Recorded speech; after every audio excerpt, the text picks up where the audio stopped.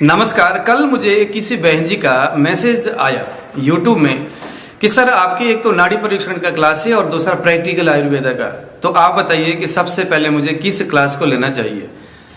तो मैं आपको कहूँगा कि यदि आप बिल्कुल आयुर्वेद में बेसिक नॉलेज मतलब बेसिक लेवल से अगर आप आयुर्वेद सीखना चाहते हैं तब तो मैं कहूँगा कि आप हमारे जो नाड़ी परीक्षण का जो क्लास है सबसे पहले उसमें आप एडमिशन ले लो और उस क्लास को सीख लो। क्योंकि नाड़ी परीक्षण में मैंने प्रयास किया है कि हम आपको एकदम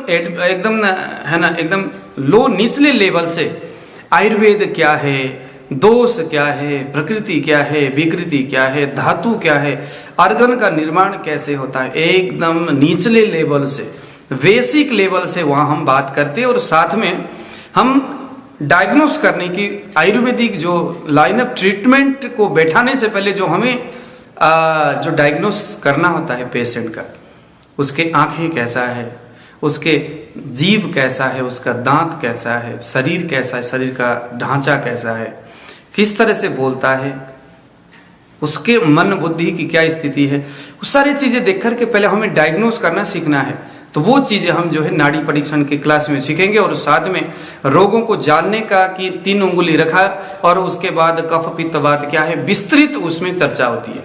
30 दिन का क्लास है। इतने में वो 30 दिन तक अगर आपने वहाँ हर रोज क्लास को अटेंड किया और अगर उसको टिक गए आप, तो इतना होगा आपको आयुर्वेद के जो लैंग्वेज है ना, जो भाषा है वो समझने को मिलेगा, समझ जाएंगे प्रॉपरली कि आयुर्वेद दीपन क्या है, पाचन क्या है, शोधन क्या है, ब्रह्मण क्या है ना, ये सारी चीजें आपको वहाँ समझ में आएगा। तो हमने प्रयास किया कि हमारे क्लास आपको समझ में आए तो आगे बढ़े। 5 दिन का डेमो क्लास हम हर चीज़ के लिए रखते हैं। 5 दिन तक आइए, सीखिए, समझने का प्रयास करिए। जब समझ में आए हमारे सिखाने का तरीका तो आगे पैसे पेमेंट करके आ जाइए। अगर नहीं आए तो उसके बाद फिर आप क्लास में मत आइए। तो हम कम से कम ये चाहते हैं कि जितने भी लोग हैं कम से कम बेसिक आयुर्वेद तो समझ में आना चाहिए। कम से कम खुद का इलाज खुद से तो करना सीखे। अपने परिवार का इलाज कम से कम इतना हो कि आपके परिवार में कोई रोग से ग्रसित है, वो कहीं ट्रीटमेंट लेने के लिए जब गए किसी डॉक्टर के पास, कम से कम बेवकूफ़ तो न बनाए आपको।